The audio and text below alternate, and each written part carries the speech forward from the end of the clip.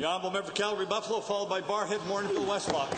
Mr. Speaker, there's been a great deal of hyperbole and debate surrounding the merits of Discovery Math. I think what is needed is a balance, and Alberta teachers know how to teach our students and implement a wide variety of individualized learning techniques.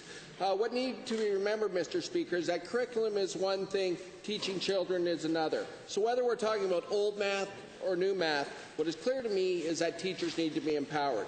To the Minister of Education, regardless of what your curriculum states, how do you expect teachers to be able to support student learning with 25, 30, or even 40 kids? Honourable Minister of Education.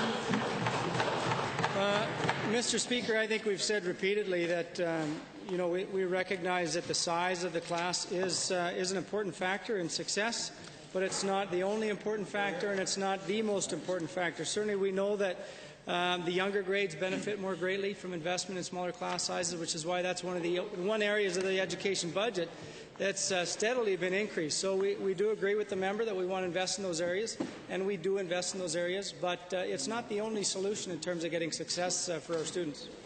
First supplemental. Well, Mr. Speaker, the numbers don't lie. Despite adding 48,000 more students from 4 years ago, only 106 new teachers have been hired. Keeping the same ratio to students from 4 years ago, we would have 3,200 more teachers in our classrooms. Instead, we have kids crammed in classrooms with less teachers per capita. Clearly, the minister must admit this is not good for kids. Good question. Honourable Minister of Health. Well, Mr. Speaker, I'm not sure where the honourable member gets his stats from, and I'd be quite happy to look at those and look into those more deeply.